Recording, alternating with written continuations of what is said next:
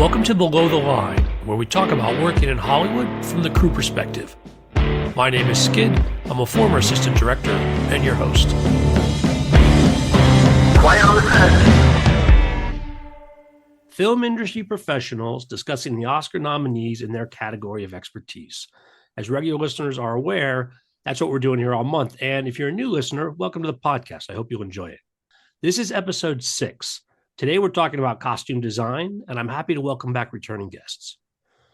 First, Helen Huang, your credits include Station 11, Beef, and The Penguin, which should be premiering later this year. Welcome back to Below the Line. It's good to see you, Skid. Next, Allison J. Braun, your credits as a costume designer include Outlaw Chronicles, Hell's Angels, and a bunch of indie features, such as Dr. Brinks and Dr. Brinks. Great to see you again. Thank you. Well, I've been looking forward to this. This is always an interesting episode. Glad you both could be here. Listeners, you can learn more about Allison and Helen at imdb.com. Search for Below the Line, find this episode, and click on the names of my guests. Let's get into it. The 2023 nominees for costume design are Barbie, Killers of the Flower Moon, Napoleon, Oppenheimer, and Poor Things.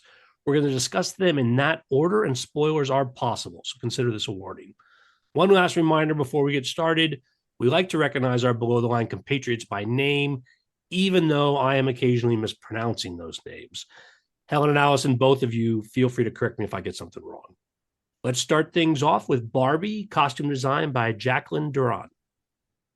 I was listening to an interview with Jacqueline, and she's one of my favorite designers. I think everything that she does is handled with such care, and you could tell from her designs that she has such an amazing wealth of knowledge with textiles and construction. But I think the fun thing about Barbie in this list is there is sort of like a historical research that went into it, which is the Barbie research from Mattel and her trying to recreate these like doll-like clothing into life size. And she had a very interesting interview where she was saying that when she was creating the Barbie outfit, she was thinking about everything coming in sets for Barbie.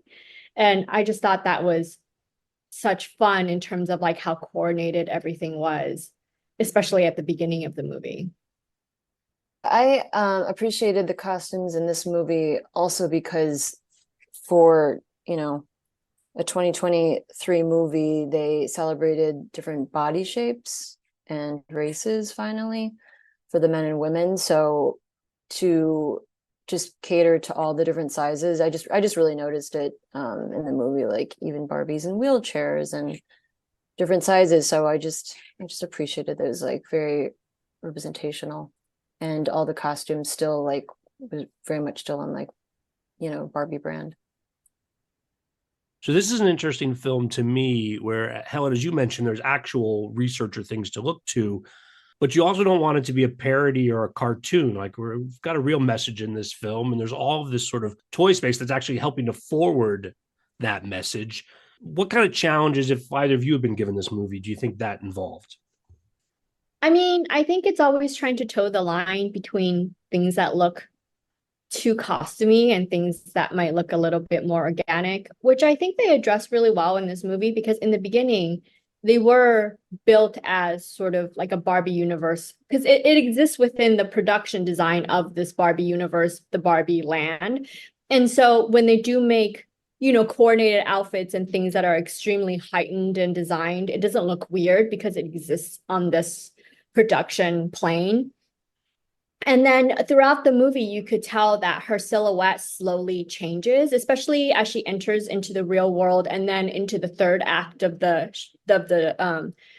movie. Her silhouette became less sort of 50s feminine into just more streamlined and A-line sort of dresses. The patterns got simpler, even though they maintained a lot of the color. So I think they sort of shifted it very well as the story progressed. But again, that's something that we could talk about throughout this whole series, is like how costume design exists within production design and as well as cinematography, and then addressing sort of the director's intent, because even with research and, all, like, it doesn't matter whether it's period or contemporary or sci-fi or, fantasy, everything, you get a brief from the director before you enter into designing. And so I think, in terms of like the tone of the movie, what Greta Gerwig was trying to do,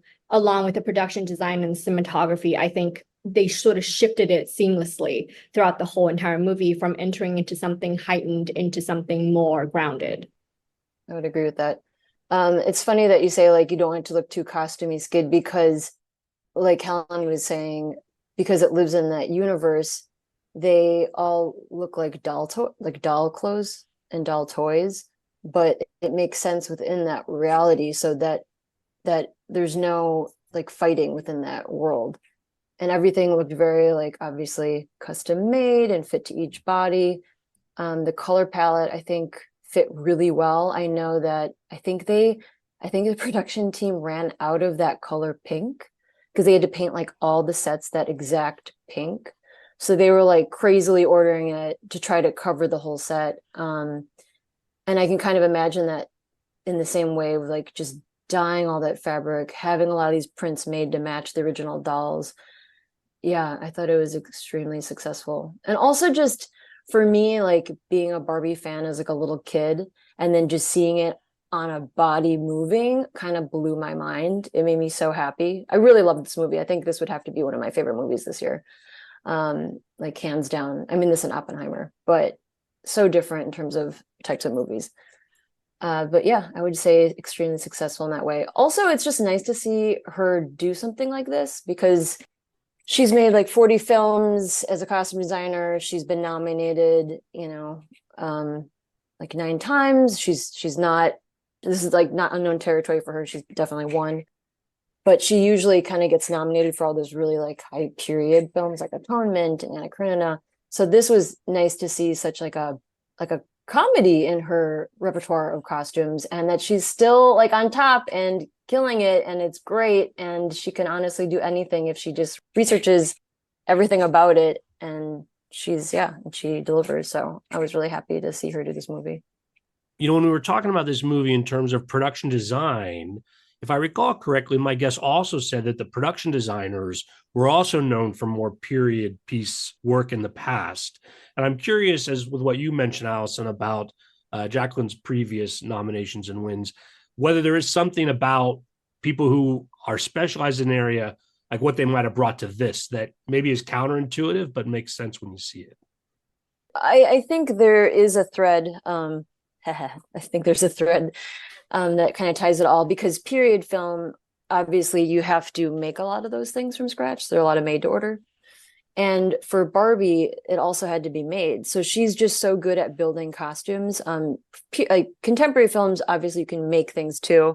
Also, you can buy things. But I think because she has such a strong history in building things from scratch, and like you said, Helen, knowing textiles, and she had to like replicate these textiles to match specific dolls, she has a strength in that. She's very strong in that. Her team is strong in that. She works with the same people over and over again too. So I think that was a reason why probably also she was doing this film, and it was so successful.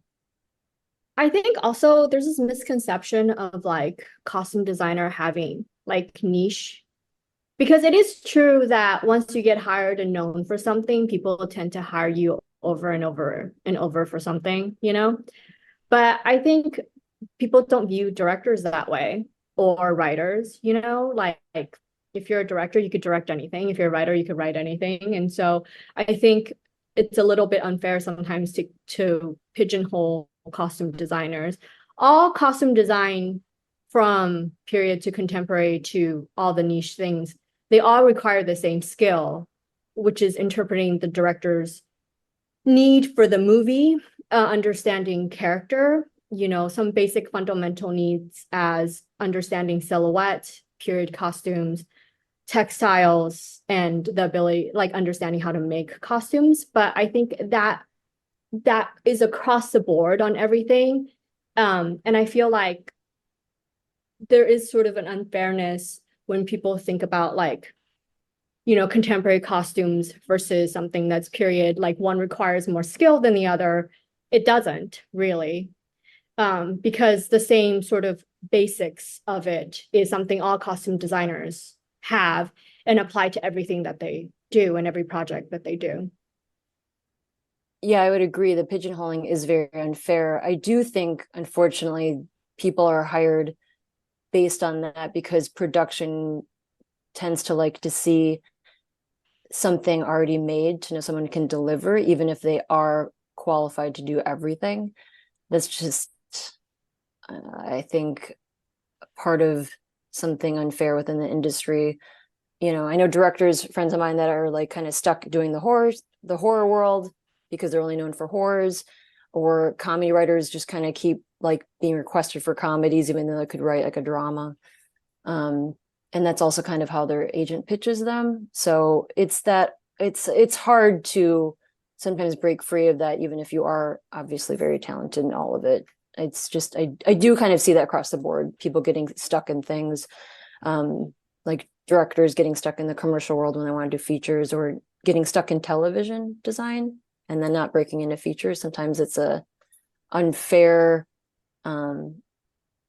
blessing. Like you're glad to get the work, but then you kind of want to pivot, and sometimes people don't always allow you to. I think it's interesting about the pigeonholing as well, and also, yeah, that directors can sometimes have to meet certain expectations, and perhaps our next film, it's as an aside to our conversation, is an example of that.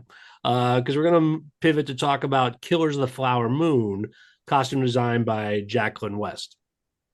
I mean, I love this film. There's something, I mean, first of all, they had so much money to make it. And so there's a lot of sort of atmospheric things that, you know, if you're just speaking about costumes, but it goes throughout the film that they got to do that you normally wouldn't get to do on a film, especially a period film with like a lesser budget.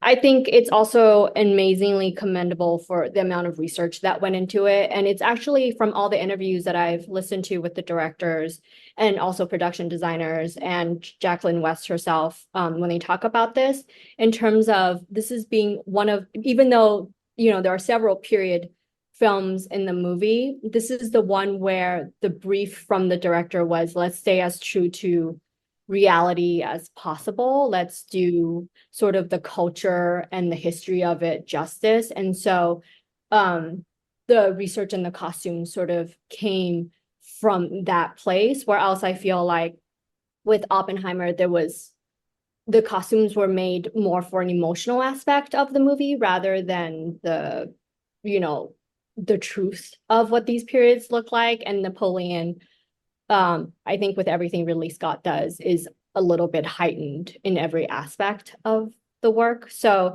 I think just in terms of Killers, it's just amazing how they brought the research and the culture into life.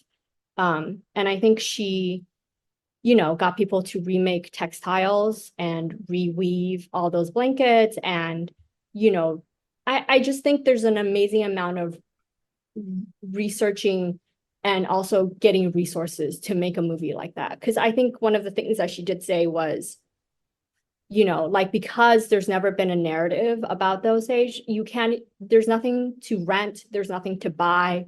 It's literally everything from research was made from scratch to create this world, which I find particularly interesting about the challenge of making something about a culture that's not usually put on the big screen. Yeah, I really appreciated all the custom textiles. When you watch it, there's just, you can see all of the wool and just, you know, natural fiber wovens are just, they have so much more of a body than like all these cheap synthetics that are made now. There's like a warmth to them. They're made very well. And this was made during like a really hard time. This was made during COVID. And, you know, I know some people that worked on it, and it was just such an isolating film because in between takes, each actor would just go back to their individual car and stay away from everybody. And then they would come back during the scenes. So everybody had to just keep their distance. And when I watched it, like knowing all of these like weird precautions while this was being filmed and then watching it, I never felt that.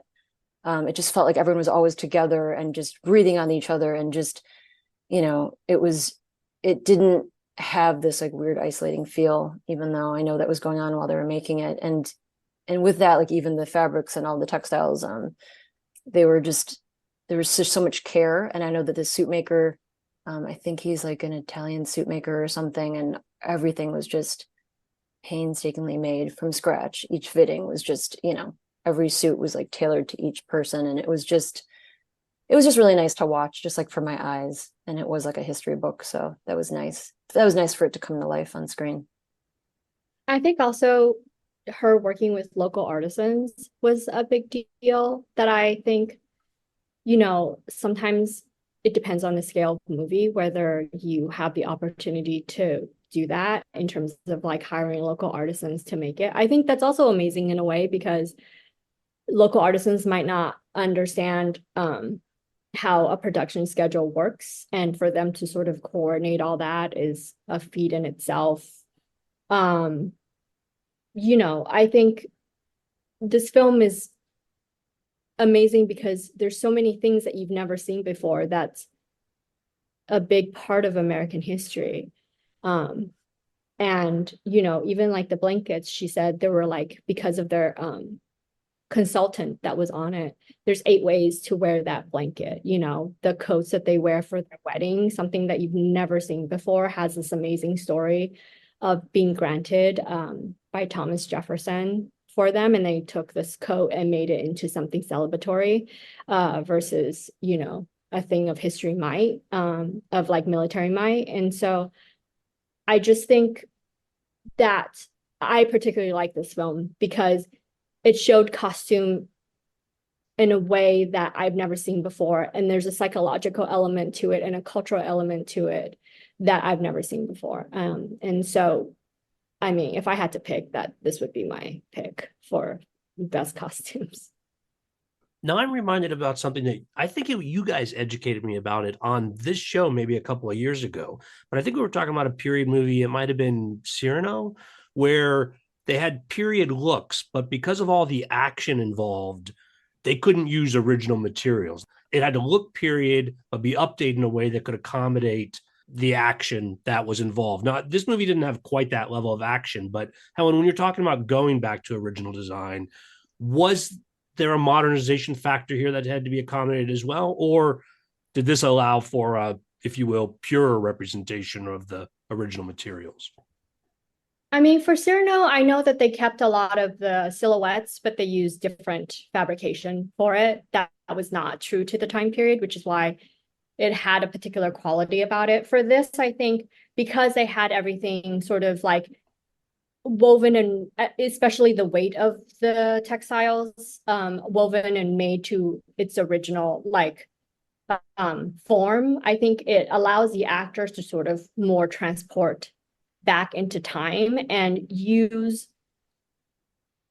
those elements, those limitations, to sort of inform their actions instead of the other way around. I'm sure that if there were stunts and things in this movie that they did have to accommodate, but I think majority of the movie sounds like the form of it informed the actors, and so they worked within the limits of it versus the other way around. But I think that goes back to sort of the original brief from the director. If he wanted something where it was cheated or made to feel different for that time period, she would have designed something very different. But because the brief was to stay true to history, I think everyone participating sort of allowed the way something in historical context looks to inform the actions that they have. And I think, comparing that to Napoleon, I think it's also something where the silhouettes were very true to the time period. And so it did make actors stand and behave in a very different way than they would in contemporary costumes. I know that was really important too for the actors. Like Leonardo like demanded like those teeth. And they were like the same exact teeth of the person. So yeah, I think they were trying to handle it like in such a professional and respectful way that, yeah, I think I would agree with that. And Allison, you mentioned actually noticing the materials as well. So it came through not just from the costume design, but in the way it's affecting the entire story, to Helen's point as well. Yeah, absolutely. I mean, yeah, I come from a background of textile design, and I weave and I knit and I, you know, paint on looms and stuff. So as a weaver, I can really like respect it and appreciate it. Yeah. Like I said, it was just eye candy in that movie too. So yeah, they did a very good job. And when you've teased the next film on our list, that's Napoleon, costume design by Yanti Yates and Dave Crossman. Yeah. I mean, I saw it yesterday actually to prepare for this because I that was the only one I haven't seen. Um, and it's beautiful. I mean, the silhouettes that they try to accomplish, especially with the military uniform, how exact that is. It's like it's weird, Skid, because sometimes, when you watch, I think when people watch period films, they don't understand that a lot of period films are adjusted for the modern eye. So the silhouette and the textiles and stuff are changed for the modern eye for a character. But in this one, I think they really leaned into what that time period like looked like, and the construction of it, and the silhouette was so special to me. I mean, I've watched this time period, there are many movies on it. I've never seen it represented as exact as that. It was any other year, I would say this movie would win. I mean, but I don't know if it'll win this year just because of the subject matter of the other films.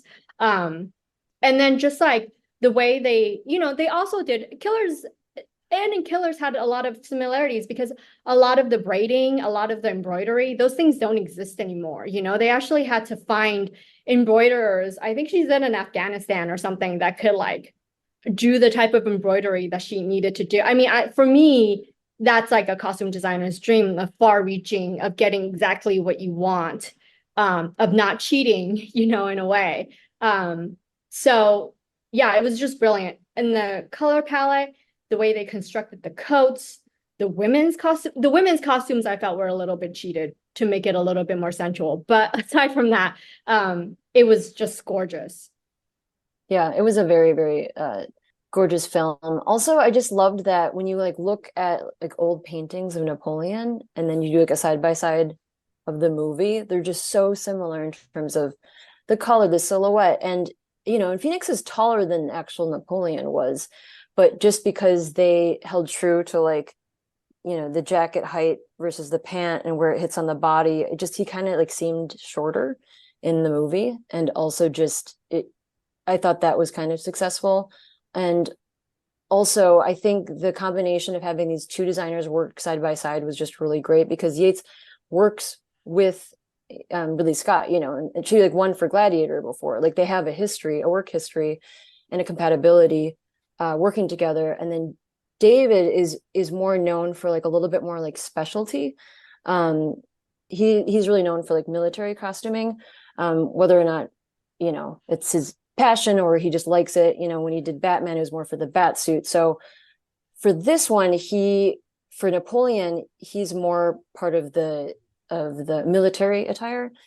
I mean, I don't know the exact like separating of how they designated designing what, but I think having someone with like a strong military background with Yates was just probably a really great marriage because it was portrayed really well and successful, and they were really huge days in terms of all of the soldiers on set and the background. I remember I was listening to Phoenix talk about it and it was just like a really overwhelming experience, and how really kind of comes at it very cool and like normalizes it, even though it's such a big production and they spend so much money every day and have real people acting in it.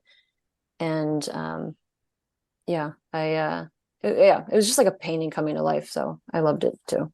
It was great. The movie itself wasn't my favorite, but I think it was successful in terms of costume design. Can I tell you, the hats in this movie, best hats in any movie ever. It's Oh yeah. it's so beautiful. And then Also, it, really, Scott, he's literally one of my favorite directors because I just feel like he understands his craft so well. He's very fun. And I always divide directors up into hats or no hats. You either really love a hat or you do not love a hat. And for me, for her to be able to work with a hat loving director like him, that's amazing. Yeah. You could tell he wasn't afraid of anything. He wasn't afraid of normalizing. He didn't want to normalize things. They really like exaggerated some of the silhouettes and really like went for it. And I don't know. I just love that, like showing the audience what you could give them versus like, oh, being afraid of what the audience might think of your film. I think there's a lot of courage in both the filmmaking and then also in the costume design to be like, we will show you what this looks like. You can tell he also just appreciates his craftspeople. Yeah. He appreciates the process. He's old school like that. He respects everyone's time and energy and how it's made. And yeah, he's not like relying on a lot of CG like some other directors do. Not to say that's like a bad or good thing, but you can just tell in the difference of like how the movie is made. Yeah. And as like a maker too, I really appreciate someone that appreciates the time that things are made. The fourth film on our list is Oppenheimer, costume design by Ellen Moroznik. I mean, Ellen Moroznik is like amazing. All these people are amazing. Ellen Moroznik is really amazing. Also, it's like everything she does looks amazing and terrific and so well crafted. I think I was listening to Ellen Moroznik talk about period costume on this, and I think I was just really blown away by what they were talking about in the fact that this was Oppenheimer's perspective the whole movie, and so they really wanted it to feel on parallel with the emotional qualities of the film, and so they purposely tried to make things more organic and grounded and not so separated by, oh, this is the 30s, this is the 40s, that type of more sort of like honed in, exaggerated, compartmentalized period.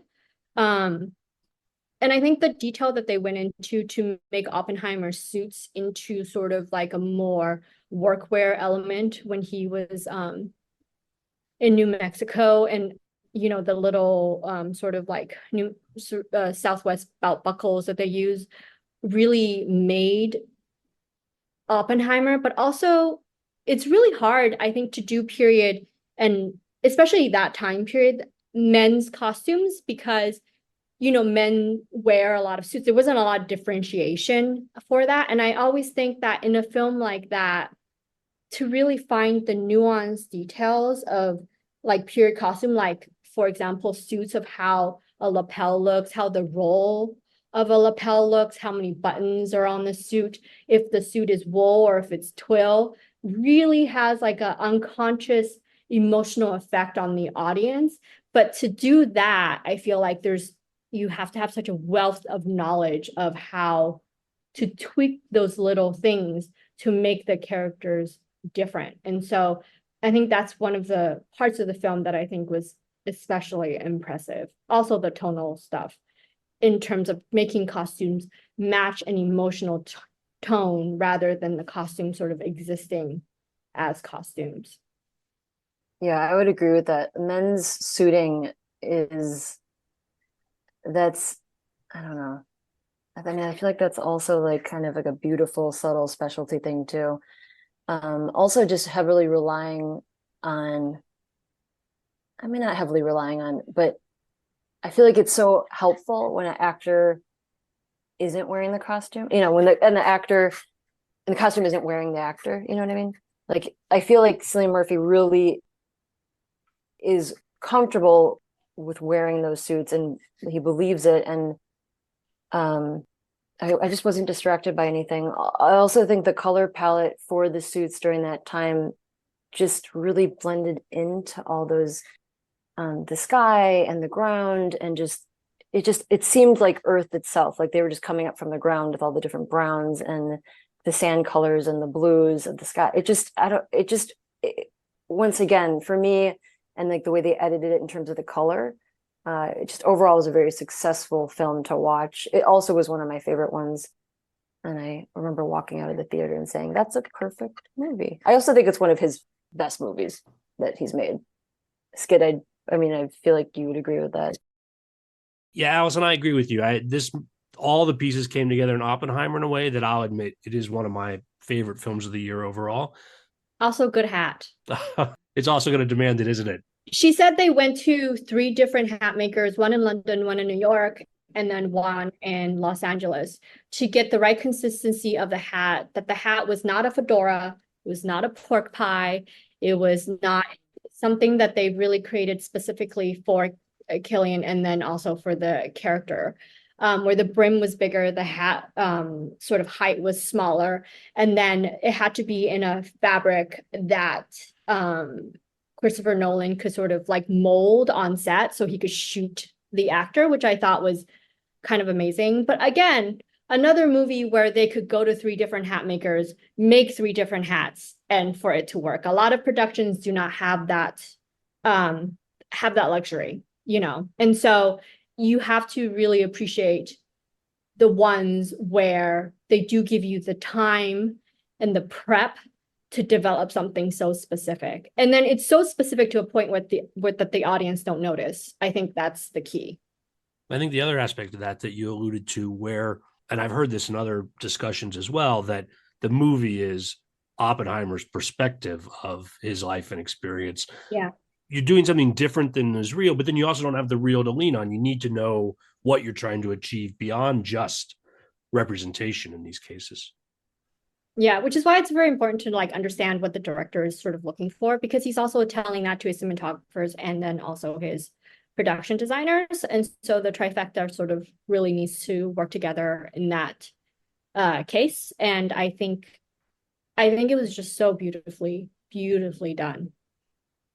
Well, I think that's a good segue into the 5th film on our list, Poor Things, costume design by Holly Waddington, where very clearly now we have a vision where production design, costume design are working together with what the director is trying to achieve.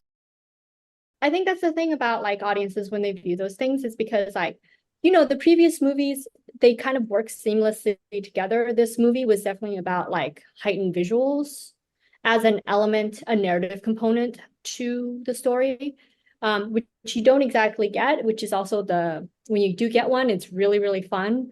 I think the one of the things that she mentioned that I thought was like, speaking of, you know, a project that had less money, this obviously has a lot less money. What they did with it was extraordinary.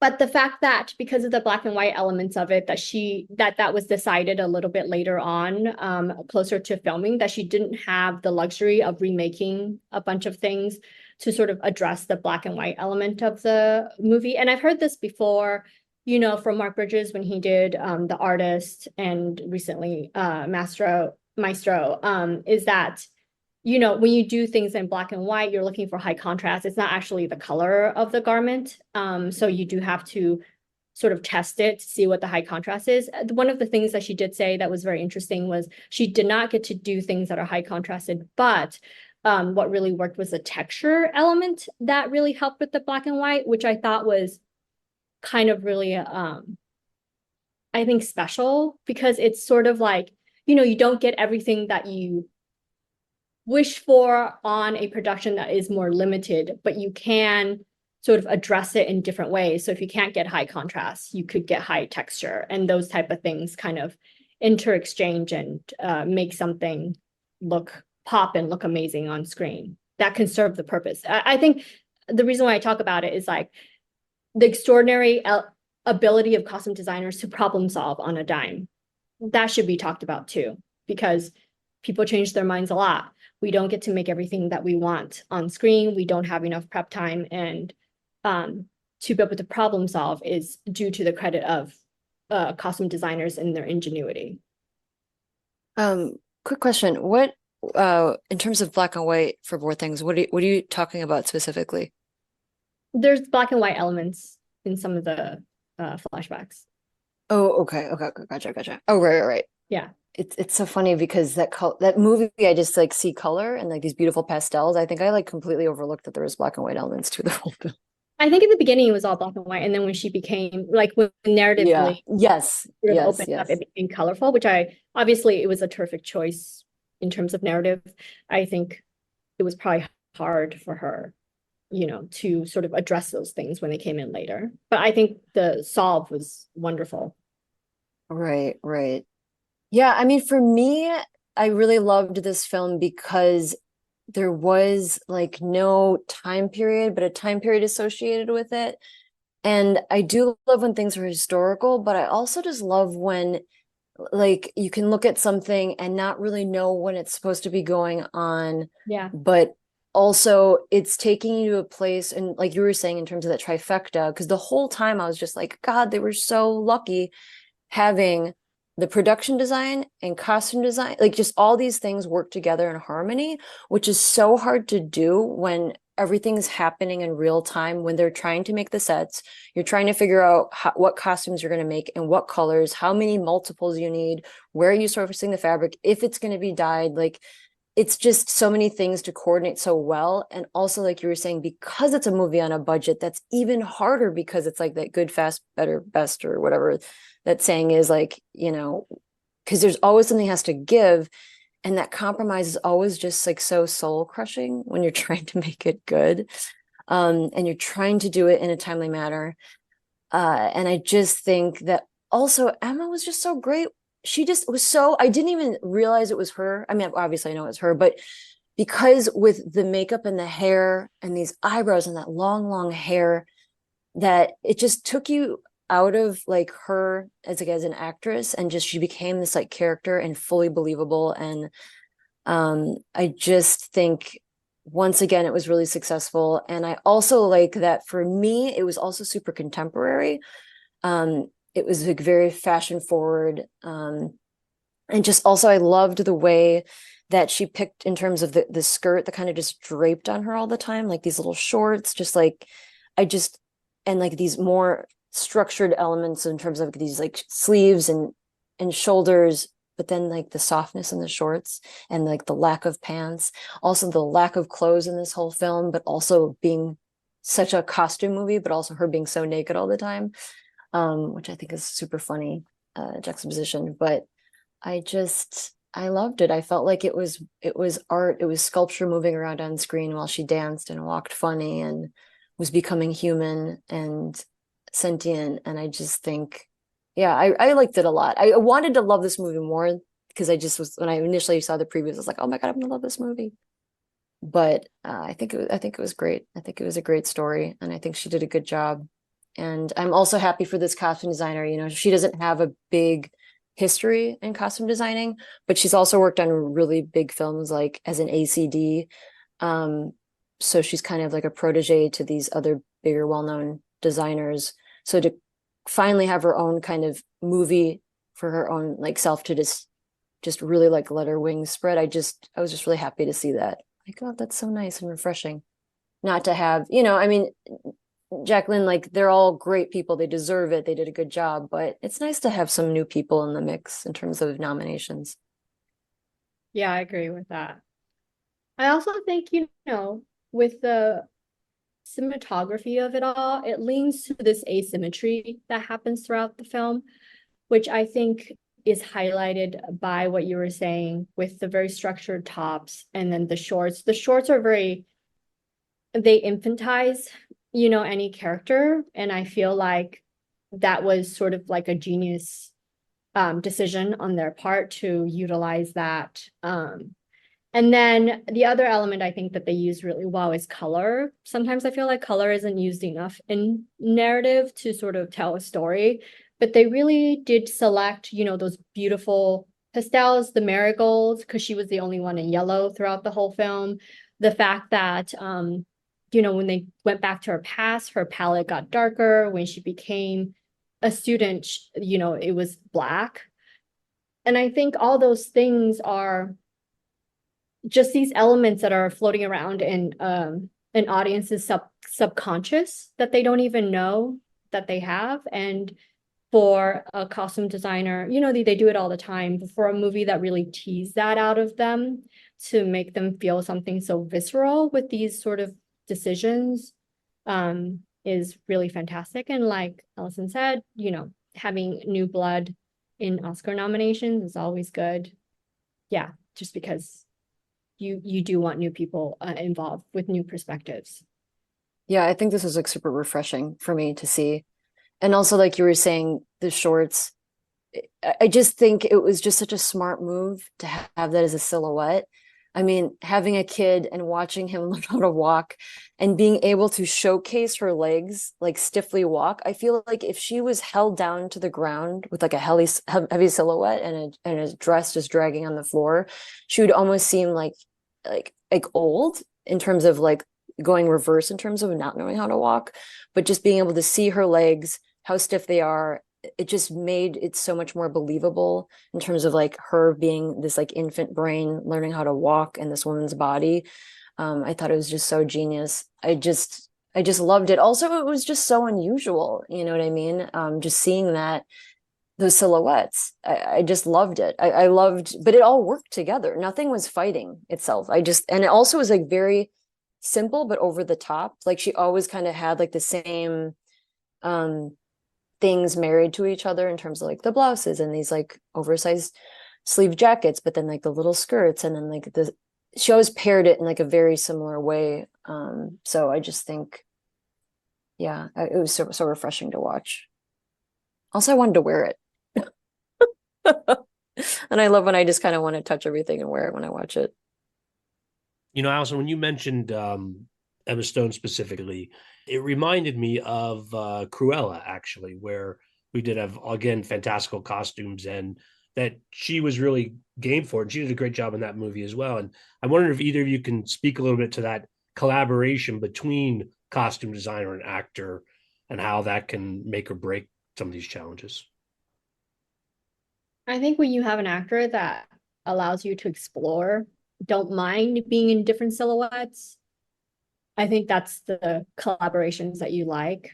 It just depends on the actor. If an actor is more of a brand and they you could tell from their movies that they tend to be in the same silhouette, they're playing different characters, but the silhouettes stay the same. That's a different type of challenge. But that's a different type of movie. But to really design a character, I think the actor has to be really open. Also, it is sort of a myth that you can make an actor wear something that they don't want to wear, because unless you have a director that they feel is trumps sort of their power as an actor and how they move through production, you can never make an actor wear what they don't want to wear unless production kind of steps in or the director steps in and does that. And so I think that if you get a good collaboration, it's the funnest thing in the whole entire world. And those fittings are so fun and your world clicks open and they give you all these details of things that they think of that you would never think of because you're not doing that type of character work. And obviously you feel great when you put them in something and they feel their character, and you sort of you have that chemistry, and then the costume is the physical manifestation of that and it's on screen. But it really does depend on who the actor is, if it's a project where they want to be themselves or not themselves, and sort of how big the director is in a way. Yeah, and that collaboration with the actor, I like to welcome it, because in the fitting I want them to also believe wholeheartedly that they are now this person. And so I appreciate when they're open, but also I don't mind when they bring something else to the table that maybe that didn't cross my mind, or if it's something really important for that actor that they need to wear in order to feel like that new person. I think those fittings can become like a painting together, and a give and take and a conversation, sometimes before the fitting and also during the fitting and after, because it just takes time to really for it to all come together. And I never want to force an actor to wear something that if they don't believe it, then it's just never going to be successful in terms of it coming across the screen, they won't feel right in their body unless it's supposed to be something that is restricting them in a way for their performance. But I always like those kind of conversations and just see what they have. And it's also funny sometimes, like the veterans, they like to kind of challenge you and see like how well you did your homework, or if it's something that your take might be better than theirs, which is always interesting. But yeah, it's always a conversation though, I feel. And it's, even if they're super green, it's always a conversation. And I like them being a part of the process too. You want them to get excited about their costume. You want them to enjoy coming into those fittings and working with you, you know?